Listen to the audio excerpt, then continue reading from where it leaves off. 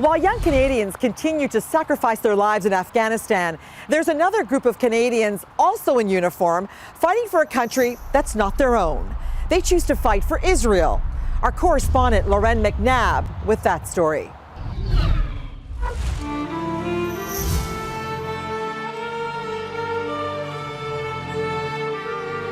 They don't exactly blend in with the tourists or the holy sites. Soldiers at the bus stop, in the city, on a walk near the beach. For most Western visitors, this isn't something they'd see at home.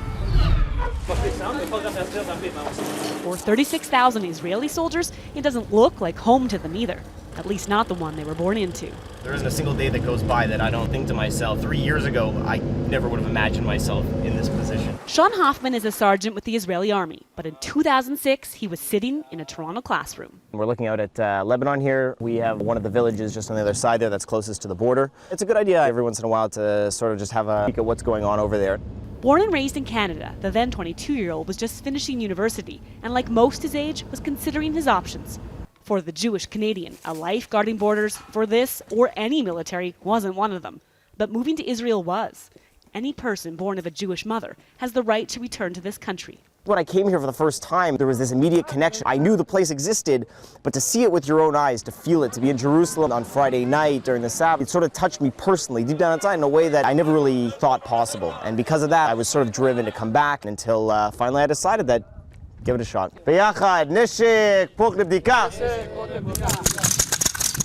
a shot at life in Israel meant Hoffman would also have to learn how to shoot for Israel. Military service is essentially mandatory here. 2 years for women, 3 for men. And after that, 1 month of training per year, every year, until they're 45.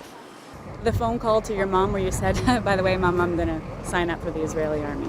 It was worse than that. It was at dinner. Mostly the family probably think I'm a little bit nuts, and the truth is I probably am. And I think a lot of my friends have a certain respect for it. Did any of them ask you, why wouldn't you serve in the Canadian Army? Maybe I've heard it once or twice. The answer is usually the same. First of all, the need I don't feel is there. There's no demand for it the way that there is here. The necessity of it isn't the same. There's no direct threat that you feel on Canada. And by the same token, part of what makes Canada what it is it's not a militaristic nation. Canada has approximately 65,000 full-time soldiers. While the Israeli Defense Force wouldn't disclose its strength, the IDF is believed to be at least 3 times that size. And 234 of its soldiers are Canadian. This group has known one another since their grade school days in Toronto. In Canada, you have like tons of huge chains. Got customer service. Customer services. United in Israel by what they miss and what they felt was missing from their life in Canada. It's just a tug. It's a religious tug, a Zionist tug.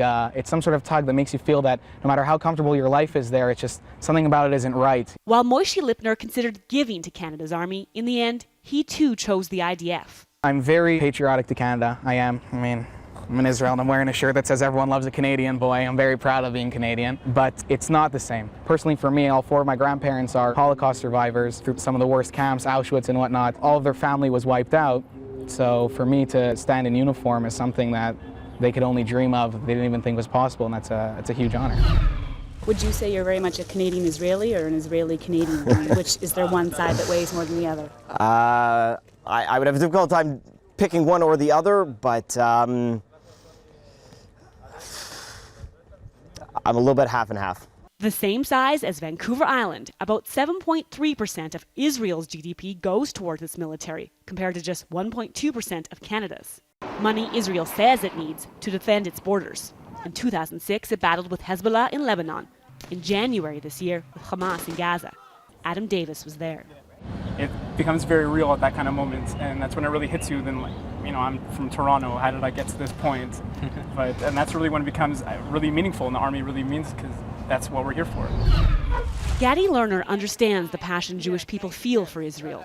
I think if I was a child too in Canada or USA or something like that, probably that I think that I need to come to Israel and to do something for my nation.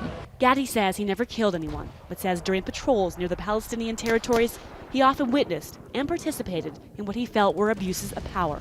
After that, you see all the pro-Palestinian in the border and all this, and they don't have education and they don't have job and they don't have reason to live. So you start to understand why they do what they do. With 20 more years of possible service as a reserve soldier, his options are limited. He could take a desk job or claim he has physical or psychological problems and get out of the army altogether. But what he'd really like to do is get out of Israel. Canada is high on his list of places to live. A lot of areas of the world, a lot of regions of the world are so accustomed, especially in the Western world, so accustomed to peace and quiet and security that it's very difficult for them to sympathize or empathize with a country that doesn't have all those things. And for that reason, when Israel takes certain actions, there's no question that Israel's misunderstood. But after 14 months with the IDF, their beliefs have only strengthened. We're not trying to be the oppressors. We're not trying to just be like, lift up your shirt so we can see if you're wearing an explosive belt underneath just because we feel like it. It's really, I think being in the army allows us to have that reality, to understand that this is the situation, and the fact that we're here doing something about it is meaningful for ourselves. Fighting for a country that wasn't their first, but could be their last.